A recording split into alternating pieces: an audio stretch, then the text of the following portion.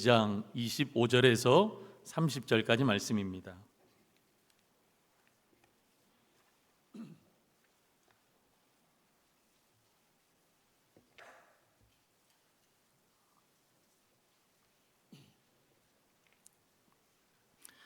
빌립보서 2장 25절에서 30절까지 저와 여러분들이 한 절씩 교독합니다. 제가 먼저 25절 읽겠습니다. 그러나 에바브로디도를 너희에게 보내는 것이 필요한 줄로 생각하노니 그는 나의 형제요 함께 수고하고 함께 군사된 자요 너희 사자로 내가 쓸 것을 돕는 자라. 그가 너희 무리를 간절히 사모하고 자기가 병든 것을 너희가 들은 줄을 알고 심히 근심한지라. 그가 병들어 죽게 되었으나 하나님이 그를 긍휼히 여기셨고 그뿐 아니라 또 나를 긍휼히 여기사 내 근심 위에 근심을 면하게 하셨느니라. 그러므로 내가 더욱 급히 그를 보는 것은 너희로 그를 다시 보고 기뻐하게 하며 내 근심도 덜려 함이니라. 이러므로 너희가 주 안에서 모든 기쁨으로 그를 영접하고 또 이와 같은 자들을 존귀히 여기라. 그가 그리스도의 일을 위하여 죽기에 이르러도 자기 목숨을 돌보지 아니한 것은 나를 섬기는 너희의 일에 부족함을 채우려 함이니라. 아멘. 우리 성도님들, 멘토라는 단어를 여러분 들어보셨습니까? 멘토? 이 멘토라는 말은요, 고대 작가인 호머가 지은 오디세이에 처음으로 등장하는 사람입니다. 고대 그리스 연합국 가운데 하나인 나라가 있었는데 거기에 왕이 누구였냐면 오디세우스, 그리고 그의 친구인 멘토, 이 두 사람이 등장을 합니다. 그런데 이 오디세우스가 트로이라는 전쟁에 참가하게 되는데 그 참가하는 동안 이 오디세우스가 그의 친구인 멘토에게 그의 아들과 나라를 부탁해요. 오디세우스가 전쟁에서 돌아오기까지 한 10여 년의 시간이 걸렸는데 그의 친구였던 멘토는요, 그의 친구인 아들, 그러니까 왕자죠. 이 왕자의 친구로, 선생님으로, 상담자로, 때로는 엄한 아버지로 그 친구의 아들을 잘 돌보아 주게 됩니다. 그러니까 정신적인 지주와 같은 역할을 한 거예요. 마침내 오디세우스가 12여 년의 전쟁이 끝나고 나서 돌아왔습니다. 돌아왔는데 아들을 10년 만에 본 거예요. 근데 그 아들이요, 너무 훌륭하게 잘 자라나 있는 겁니다. 그냥 자신의 아들이기도 하지만 자신의 왕권을 이어받을 차세대 리더이기 때문에 아들을 유심히 보니까 지도자의 덕목을 너무 잘 갖추고 있는 거예요. 훌륭하게 성장한 것을 보았습니다. 그래서 오디세우스가 자신의 아들이 그렇게 훌륭하게 자라난 것, 그것을 보며 그의 친구인 멘토에게 역시 자네다워, 역시 멘토다워, 그렇게 그 친구를 높여주는 것, 이것이 기원이 되어서요, 지금 우리 가운데 아주 유명하게 우리 가운데 자리 잡고 있는 멘토링, 이것이 세워지게 된 것입니다. 여러분, 내가 따라갈 모델링이 있다는 거 참 중요해요. 그래서 요즘은요, 모델링이 될 만한 어른이 필요합니다. 그런 선생님이 필요합니다. 요즘 MZ세대들, 그보다 더 어린 아이들이 바라보면서 아, 내가 저렇게 살아야지, 우리 40대, 50대가 70대, 80대를 바라보면서 내가 저렇게 멋지게 나이를 먹어야지, 그런 우리의 인생의 선배들, 좋은 멘토가 필요한 겁니다. 그래서 우리에게는 본받고 따라갈 만한 선생님, 멘토가 있다는 것은요, 참으로 중요합니다. 오늘 본문에 나오는 디도를 바라보면서 저는 그런 마음이 들었어요. 아, 우리가 정말 신앙의 본을 따라갈 수 있는 디도는 정말 좋은 멘토이구나 생각이 들었습니다. 특히 어떤 부분이냐면, 어떻게 우리가 성도인데 어떻게 교회를 사랑하며 살아가야 될 것인지, 그리고 또 소소하지만 어떻게 목회자의 친구가 되어 주어야 할 것인지, 여러분, 오늘 디도의 삶을 통해서 우리는 잘 알 수 있어요. 지금 우리가 빌립보서를 계속 강의하고 묵상하고 말씀을 듣고 있습니다. 여러분, 디도서 1장 마지막에 복음에 합당한 삶에 대해서 사도 바울이 언급을 하셨어요. 그리고 나서 2장에 넘어오면서 뭐예요? 예수 그리스도의 낮아지심, 그것에 대해서 말씀하셨습니다. 그러면서 예수 그리스도의 그 겸손의 마음을 품으라 라고 말씀하셨어요. 그리고 나서 구원을 이루라, 성화, 우리가 살아가는 과정 가운데 그 구원을 이루어 가야 된다라는 걸 말씀하셨어요. 근데 여러분, 저번 주에도 제가 말씀드린 것처럼 제가 저번 주 그랬죠. 제 목회에 여러분들의 반보만 앞서가야 된다. 기억나시나요? 까먹으셔도 돼요. 다음에 또 써먹을 수 있어요. 반보만 앞서가야 되는데 그만큼 여러분 사정권 안에 가야 된다라는 거예요. 근데 어떻습니까? 우리 예수님의 모습, 예수님의 성품, 예수님의 삶은요, 우리가 도저히 따라갈 수 없는 그런 삶이잖아요. 그래서 저번 주에 구체적인 한 가지 예를 들면서 원망과 시비를 그쳐야 된다라는 예를 하나 들었어요. 그럼에도 불구하고 우리 하나님께서는 바울을 통해서 빌립보에게 성도들에게 말씀하시는데, 그럼에도 불구하고 예수님을 쫓아가는 이 삶, 거룩한 성화의 삶이 만만치가 않다. 우리가 살아가면서 이게 정말 쉽지 않다. 이게 너무 추상적이고 현실적이지 않다라는 판단을 하신 것 같아요. 그래서 이런 말씀을 쭉 하시고 나서 오늘 갑자기 두 사람을 등장시키십니다. 그 한 사람이 디모데이고 또 다른 한 사람이 오늘 우리가 살펴볼 에바브로 디도입니다. 이 두 사람이 왜 하나님께서 예를 들어서 for example로 우리 가운데 말씀을 하시냐면요, 이런 의미가 있다라는 겁니다. 그리스도의 마음을 가진 사람들은 멀리 있지 않다. 그리스도의 마음을 가진 사람 멀리 있지 않아요. 누군가 신앙이 엄청 좋은 누군가가 이렇게 살아갈 수 있다가 아니라 우리 주변에도 있다라는 겁니다. 특별한 사람들만이 그런 사람들이 될 수 있는 것은 아니다. 어떤 사람이요? 예수님을 닮아가는 그 과정을 걸어갈 수 있는 사람, 어떤 특별한 사람이 아니라 우리 주변에도 있다. 이것이 바로 예수 그리스도의 마음을 가진 사람들의 모습이다라는 것을 설명하기 위해서 하나님께서는 바울을 통해서 에바브로 디도에 대해서 소개하며 설명하시는 거예요. 그러니까 이 에바브로 디도라는 사람은 어떤 사람이냐면 예수님의 마음을 잘 표현해주는, 하나님의 말씀이 어떻게 우리의 삶 가운데 이루어지는지 예를 들어 설명해 주시는 하나님의 말씀의 주석과 같은 사람이다. 그렇게 생각하시면 됩니다. 그러면 과연 에바브로 디도는 어떤 사람입니까? 이 에바브로 디도를 통해서 우리는 과연 어떤 것을 배우며 성화의 길을 걸어가야 합니까? 저는 오늘 두 가지로 이 영적인 진리를 여러분들과 한번 나누고 싶습니다. 첫 번째는요, 디도는 교회를 위해 일당백의 역할을 한 사람이라는 것입니다. 여러분, 주님의 마음으로 교회를 정말 사랑했던 사람이 디도였어요. 그래서 주님을 정말 사랑하기에 자기 한 사람이지만 이 사람은 요즘 표현으로 일당백을 감당했던 그런 역할을 수행했던 사람이었습니다. 사진 하나 띄워주실래요? 이 사진 누군지 아시겠죠? 1997년도에 개봉했던 영화, 주인공은 정우성과 고소영. 영화 제목 아시겠습니까? 비트라는 영화입니다. 정우성이 오토바이 타고 손을 쫙 벌렸던, 기억나시나요? 제하고 비슷한 또래시면요 기억이 나실 거예요. 근데 이 주인공인 정우성의 친구의 역할로 저기 임창정 씨가 거기 나왔어요. 근데 거기 나온 대사 가운데 어떤 대사가 있었냐면 좀 까불까불하잖아요. 그래서 내가 17대 1로 싸웠다, 이런 대사가 나와요. 17대 1로 싸웠다. 남자들의 로망입니다. 17대 1로 한번 싸워봤으면. 근데 우리의 대부분은 어떻습니까? 그 1이 아니라 17에 속하는 경우가 많아요. 대부분의 남자들이. 여러분 주변에서 내가 1대 17로 1대 20으로 싸웠다 하면 MSG가 많이 가미되었다 생각하시면 돼요.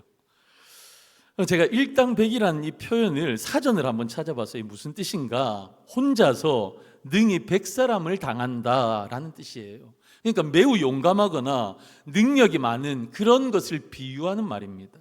여러분이 일당백이라는 것은요, 영화에서나 무협지에서나 드라마에서나 나오는 주인공 같은 그런 사람으로 여겨집니다. 그런데 있잖아요, 오늘 사도 바울은 디도를 한 사람인데 5사람의 역할을 한 사람이라고 소개합니다. 오늘 말씀을 통해서 저는 사도 바울이 디도를 소개하는 이걸 통해서 사도 바울이 디도에게 얼마나 애정이 있었는지를 저는 보았습니다. 한 명이지만 5가지 역할을 감당한 사람 디도. 그 소개의 첫 번째는요, 나의 형제라고 표현합니다. 여러분, 형제라는 말은요, 아무에게나 주어지지 않습니다. 우리 교회에서 새로 오신 분들이 집사님이 아니면 거의 형제님, 자매님 하잖아요. 그럼 그거 하지 마세요. 너무 이상해요. 그러시는 분들이 있어요. 근데 여러분, 이 형제라는 호칭은요, 같은 부모에게서 나서 자란 사람을 형제라고 하잖아요. 그러니까 이건요, 어떤 친구나 어떤 깊은 관계에 있는 사람보다 깊은 친밀감을 가지고 있는 사람에게 쓰는 호칭이 형제라는 겁니다. 왜? 피를 나눈 사이니까. 여러분, 이 피를 나눈 사이, 형제라는 표현을 바울은 디도에게 하고 있습니다. 두 번째는요, 함께 수고한 자다라고 표현합니다. 여러분, 함께 수고한다라는 말은요, 헬라어로 쉬네르곤이라는 단어인데, 이걸 우리나라로 제대로 번역하면 동력자다라는 거예요. 에바브로 디도는요, 바울과 함께 협력하는 동력자였습니다. 여러분, 일을 할 때 가장 힘든 때가 언제입니까? 일을 할 때 일이 좀 안 풀리고 그럴 때도 힘들어요. 근데 가장 힘들 때, 저는 ESFP, 관계를 굉장히 중시 여기는 기질이거든요. 제 같은 경우는 가장 힘들 때가 언제냐면 혼자라고 여겨질 때, 그때가 저는 제일 힘들더라고요.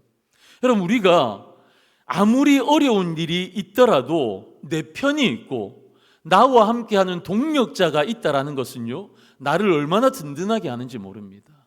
상황과 환경이 힘들더라도, 내가 주눅들 수밖에 없는 상황이라 할지라도 나에게 동력자가 있다라는 것은 나를 당당하게 하는 근원이 되어집니다.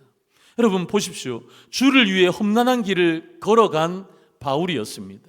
지금은 옥중에서 생명의 위협을 느끼고 있는 바울이었습니다. 그는 수많은 죽음의 고비를 넘겼습니다. 사람들의 수많은 비난이 있었습니다. 사람들이 사도 바울에게 너가 어떻게 사도냐, 사도성의 시비를 걸었습니다. 넌 사도 아니야. 너가 어떻게 베드로처럼 요한처럼 그런 사도이냐, 아니라고 말했습니다. 여러분 주의 일을 위해서 올인했던 사도 바울에게 이런 사람들의 비판도 있었습니다. 배고픔도 있었습니다. 그런데 여러분, 이런 수만 가지의 어려움 속에서도 그가 외롭지 않았던 이유는 함께 수고하는 동력자인 디도가 있었기 때문이다라는 것입니다. 정말 귀한 표현입니다. 아무나에게 할 수 없는 표현입니다. 세 번째는요, 사도 바울은 디도를 이렇게 소개합니다. 함께 군사된 자다. 여러분, 군사가 어떤 사람들입니까? 군사는요, 적들과 싸우는 사람이, 전쟁 나가는 사람이에요. 그래서 군사는 함께 목숨을 걸고 싸우는 사이입니다. 전우회라는 게 있어요. 여러분, 요즘 차를 타고 이렇게 가시다 보면 우리 군인 아저씨들, 여러분들 한 번씩 보셨습니까? 우리 자녀들 가운데도 군인들이 있는데, 그 군인 아저씨들 보면 여러분 어떤 생각이 드세요? 저는요, 쟤네들이 전쟁이 일어나면 우리를 지켜줄 수 있을까? 저 꼬맹이들이 뭐 할 수 있을까? 그런 생각이 들어요. 근데 저희도 그 시절을 보냈잖아요. 저도 군대에 있을 때 저 연배 위에 있는 부모님 세대가 저희 세대 보면서 그러셨을 거예요. 근데 여러분, 막상 전쟁이 일어난다, 한번 생각해 보십시오. 후퇴할 데가 없어요. 목숨을 걸고 싸워야 지켜야 돼요. 근데 옆에 전우가 죽어갑니다. 옆에 전우가 총을 맞습니다. 다칩니다. 그러면요, 정말 세상 말로 눈이 뒤집어지는 거예요. 내 전우가 아파하고, 그게 전우회라는 겁니다. 전우회. 함께 군사된 자다라고 할 때 사도 바울이 그런 의미의 동료의 전우에 함께 생명을 걸고 하나님의 나라를 세워갔던 사람이 누구냐? 디도다. 함께 군사된 자다라고 디도를 소개하고 있는 것입니다. 여러분, 고난 속에 함께 힘을 내어서 함께 그것을 헤쳐나간 사람, 그 사람은요 정말 귀한 사람이거든요. 함께 즐거워하는 거 할 수 있습니다. 그런데 함께 힘들 때 함께 힘을 내어서 서로 격려하고 위로하고 돌아보면서 함께 세워가고 함께 일들을 이루어가는 사람, 그 사람이 진짜 친구거든요. 진짜 동력자거든요. 여러분, 사도 바울에게는 디도가 그런 인물이다. 생명을 내어 걸고 하나님의 나라를 함께 세워간 함께 군사된 자다. 그렇게 표현하고 있는 겁니다. 귀하죠. 여러분, 네 번째는요, 너희의 사자다라고 그렇게 소개합니다. 빌립보 교회 대표자가 디도였습니다. 빌립보 교회를 대표하는 인물이 디도였습니다. 그러니까 요즘으로 따지면 우리 장로님들일 수도 있고 사도 바울의 뒤를 이은 누구예요? 담임 목사님일 수도 있습니다. 디도가. 여러분, 그래서 빌립보 교회의 탑 리더로, 대표자로 지금 바울에게 옥바라지하기 위해서 파송되어졌다. 그러니까 이 너희의 사자라는 것은요, 그의 영향력이 빌립보 교회 안에 대단한 사람이다라는 것을 표현하고 있는 겁니다. 마지막 5째입니다. 나의 쓸 것을 돕는 자다. 여러분, 에바브로 디도는요, 바울의 쓸 것을 돕는 자였습니다. 제가 이 부분에서 해석이 어려운 게 아니라 여러분들에게 이 설명을 하는 게 참 어려웠는데, 여러분, 그럼에도 불구하고 제가 담대하게 이 말씀을 한번 풀어드리겠습니다. 에바브로 디도는요, 빌립보 교회로부터 바울의 필요를 돕기 위한 목적으로 보냄을 받은 자입니다. 그런데 그 당시의 상황으로 보면요, 디도가 바울을 섬기는 것은 큰 모험이었어요. 왜냐하면 사도 바울은 지금 법적인 것이 진행되어져 있었어요. 근데 이 결말이 로마 황제로부터 사도 바울은 이단자다, 반역자다, 그렇게 선고를 받게 되면요, 사도 바울만 죽는 게 아니에요. 그를 따랐던 추종 세력들이 같이 다 사형을 당하는 겁니다. 이전에 제일 무서웠던 사형이 십자가였잖아요. 십자가형, 그것이 가장 무서운 사형이었습니다.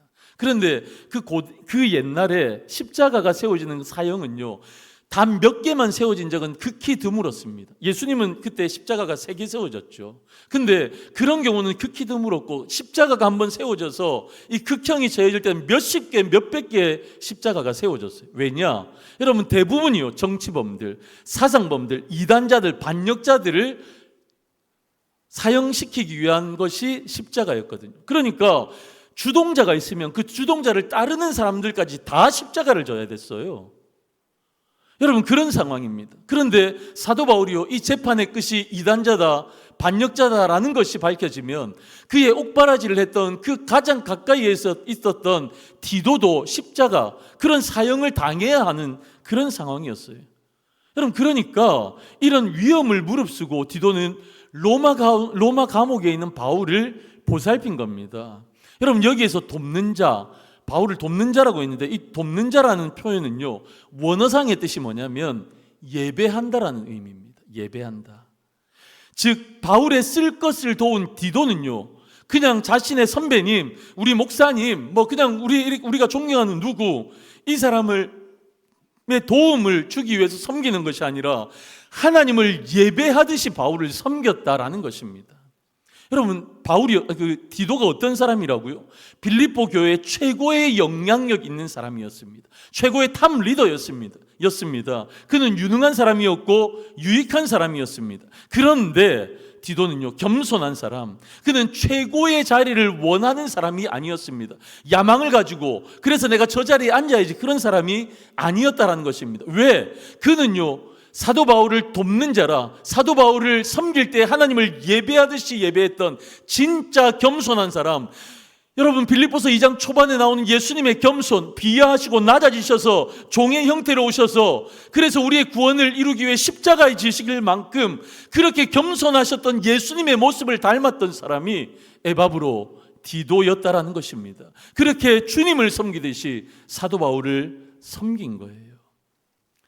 사랑하는 성도 여러분, 잘 되는 교회는요, 진짜 하나님의 말씀대로 움직여지는, 하나님이 기뻐하시는 교회는 반드시 포함하고 있는 영적인 원리가 있는데, 그것이 무엇이냐면 권위의 문제입니다. 권위의 문제.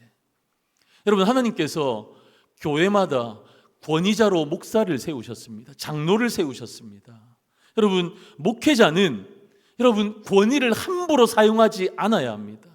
저는 저에게 선포하고 있습니다. 제가 목사니까요.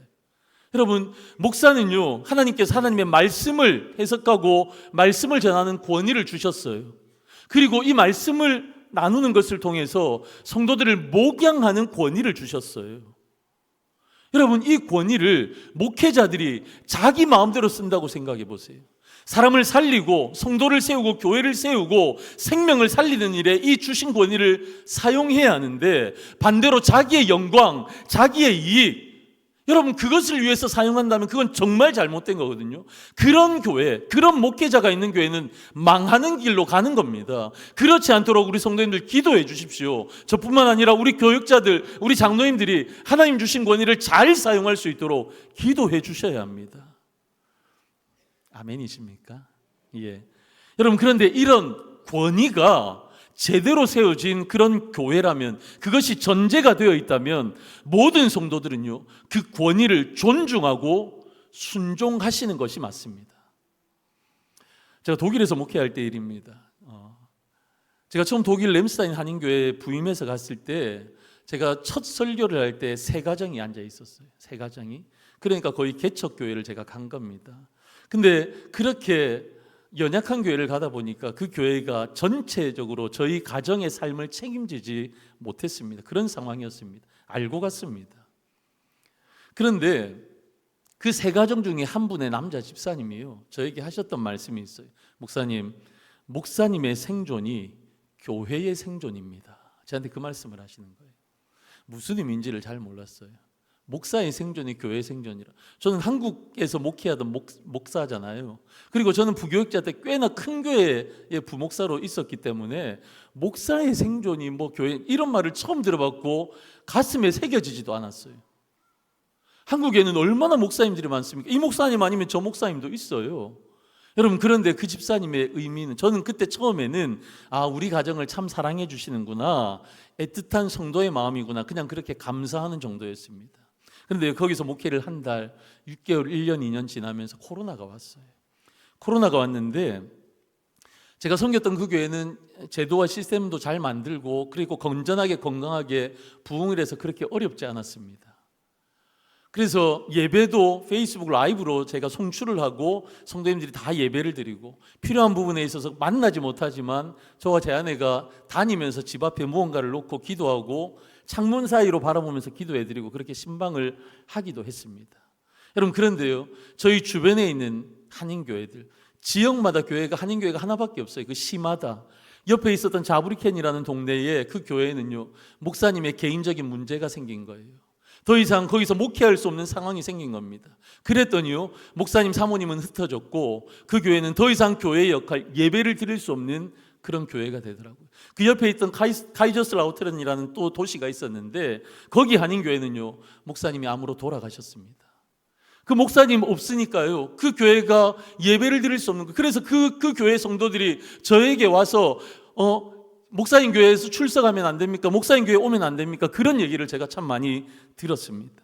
여러분, 제가 그때 생각했습니다. 목회자의 생존이 교회의 생존이 될 수 있겠구나.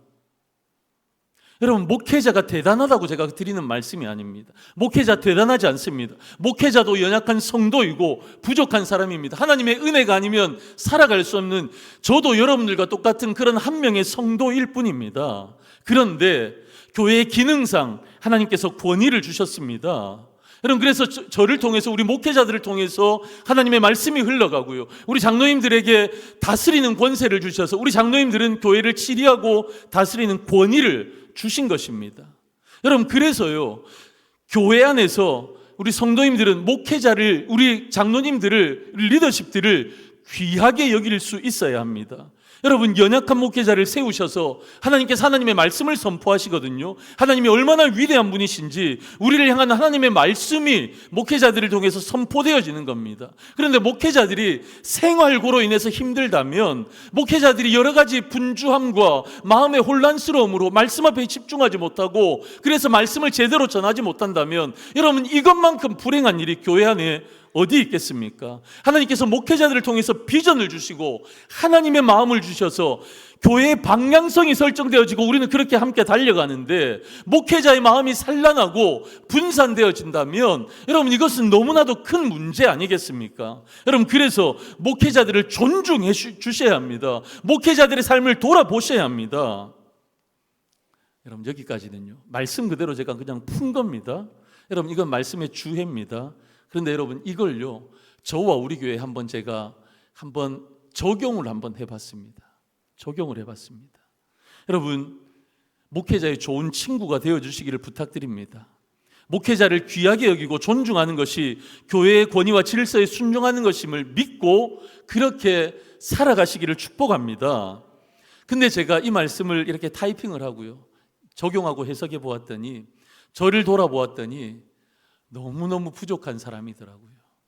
그럼에도 불구하고 우리 목사님이라고 불러주시는 우리 성도님들, 부족한 사람이기에 기도해 주시는 성도님들, 우리 교회는 이 말씀이 못한다고 채찍질해야 될 교회가 아니라 잘하신다고 격려해야 되는 교회구나. 할렐루야.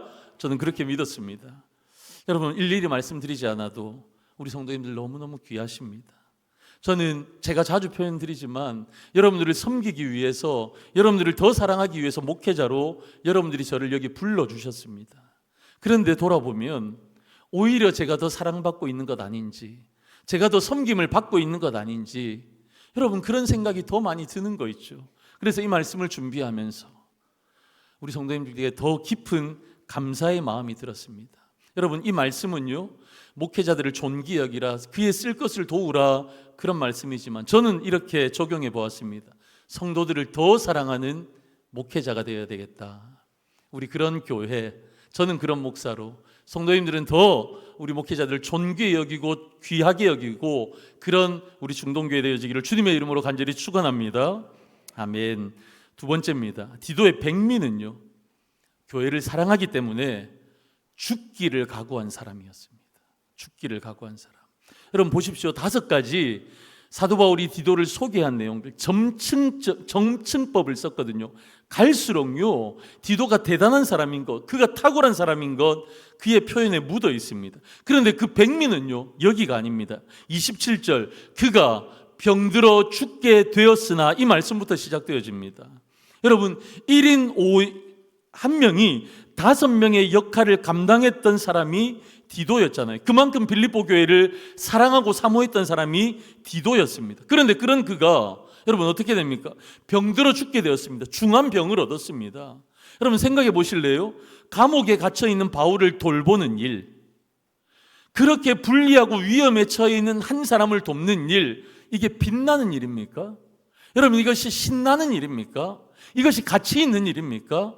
여러분 저는 그렇다 생각하지 않습니다. 어찌 보면 지루하고 가치 없는 일 같고, 여러분 이건 위험하기 한이 없는 그런 일입니다. 그런데도 불구하고 디도는요, 사도 바울을 위해서, 복음이 로마에도 전해지는 이 일을 위해서 그 먼 길을 마다하지 않고 최선을 다해서 달려갔고 섬겼습니다. 예수님의 순종과 헌신을 닮아서 교회를 섬기고 목회자를 섬기는 그 일에 전부를 바쳤던 사람이 디도였습니다. 여러분 대단하죠. 그런데 이 대단한 이 헌신을 하다가 그게 너무나도 무거웠던 거예요. 너무나도 버거웠던 거예요. 그러다가 중병에 걸린 겁니다.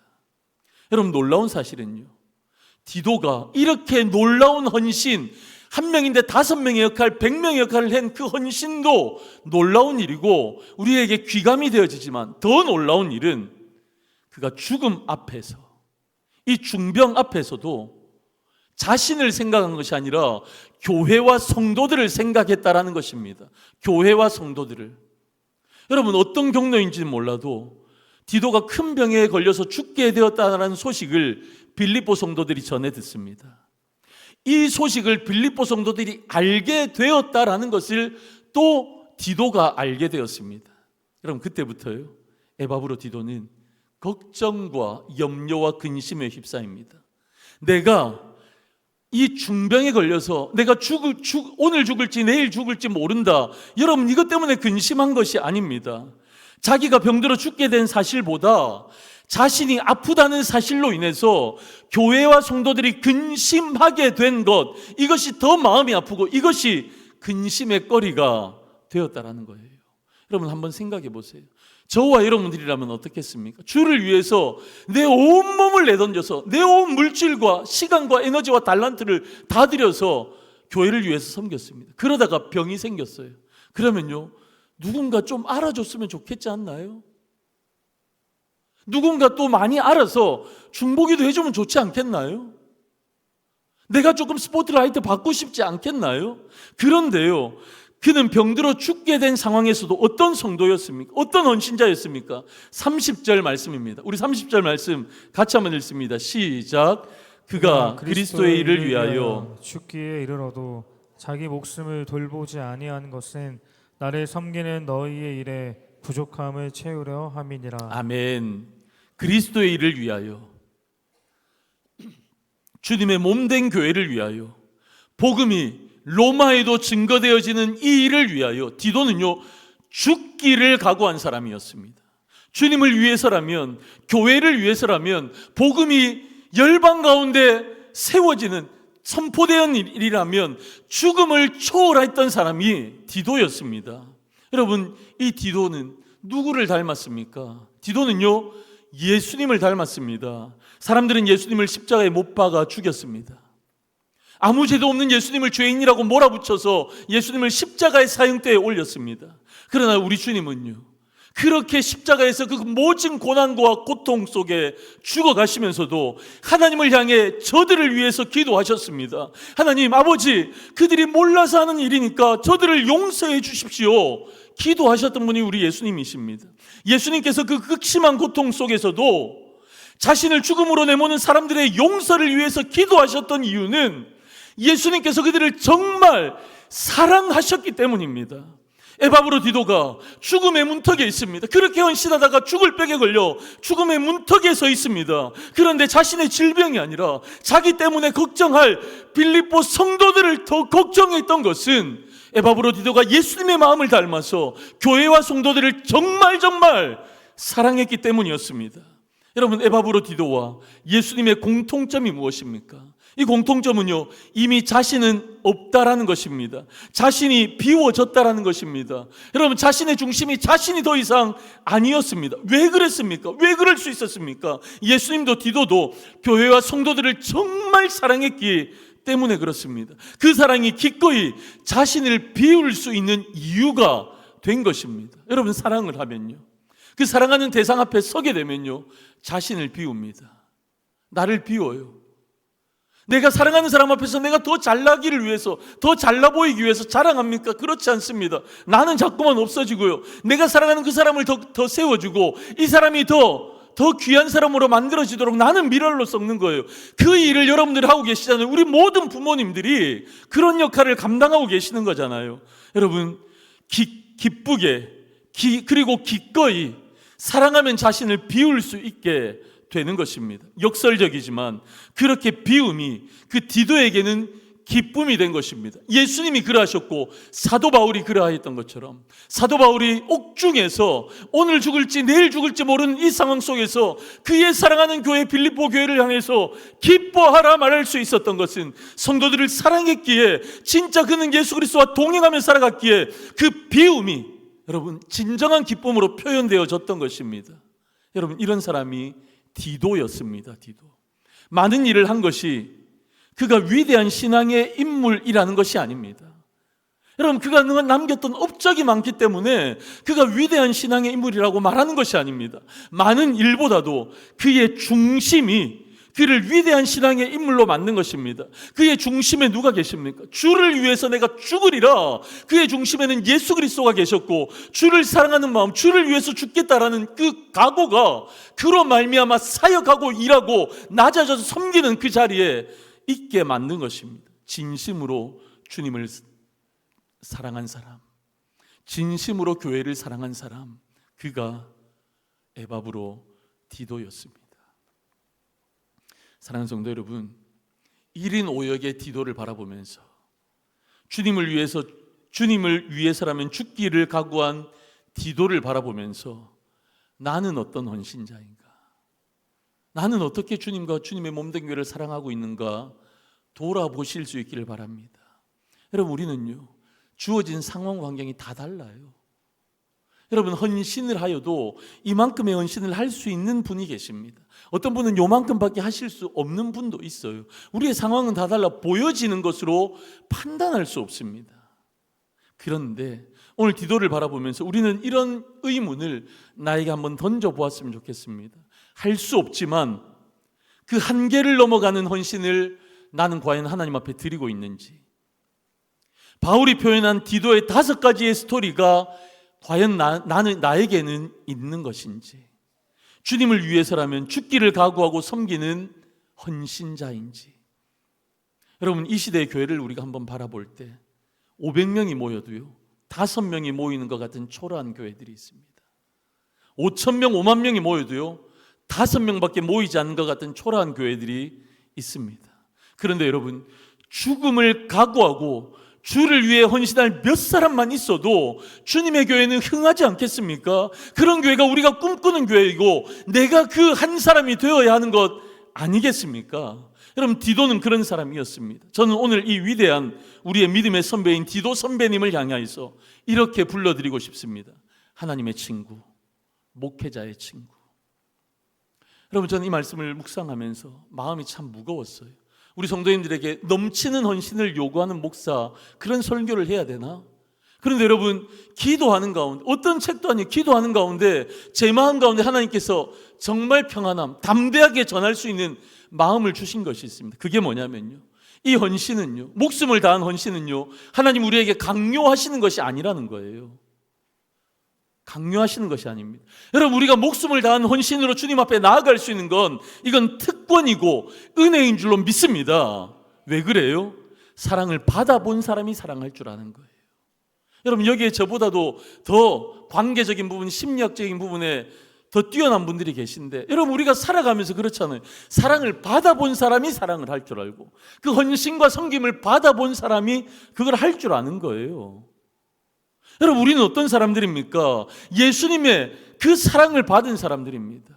그 사랑으로 우리는 하나님의 자녀가 되었습니다. 여러분, 생명을 주시는 사랑, 십자가의 사랑으로 우리는 하나님의 자녀가 된 사람들이에요. 그걸 우리는 알고 경험하고 누리고 있는 사람들입니다. 여러분, 아무나 주님을 사랑하고 헌신하는 것이 아닙니다. 아무나 디도처럼 생명을 다하는 헌신을 하는 것이 아닙니다. 십자가의 사랑으로 주님의 자녀가 된 사람들만이, 그 사랑을 내 가슴으로 깊이 경험한 주의 자녀들, 성도들 많이 주님을 그렇게 사랑하고 주님의 몸된 교회를 그렇게 사랑하고 생명을 다하는 사랑과 헌신을 드릴 수 있는 줄로 믿습니다. 여러분, 그래서 생명을 다하는 사랑으로 주님 앞에 헌신하는 사람들은요, 특권을 누리는 사람들이고 은혜를 누리는 사람인 줄로 믿습니다. 사랑하는 성도 여러분, 우리 모두가 21세기에 에바브로 디도처럼 살아가기를 소망합니다. 그냥 헌신하는 것, 억지로 헌신하는 것이 아니라요, 생명을 다하신 주님의 사랑이 내 가슴 속에 있기에, 내 삶 가운데 그것을 누리기에, 그래서 하나님의 자녀된 자로 그렇게 생명을 다하는 사랑, 주님의 몸된 교회를 그렇게 섬기는 우리 중동의 모든 성도님들 되시기를 주님의 이름으로 간절히 축원합니다. 더불어서 우리 교회가 에바브로 디도와 같은 신실한 일꾼들이 많이 일어나는, 그래서 어두운 세상 가운데, 교회가 정말 욕먹는 이 시대 가운데 열방의 빛으로 하나님의 나라를 세워가는 그런 교회, 그런 특권을 누리는 성도와 교회 되어지기를 주님의 이름으로 간절히 축원합니다. 축원합니다. 축원합니다. 아멘. 그래서 우리 다 같이 일어나셔서요, 이 찬양으로 고백하십시다.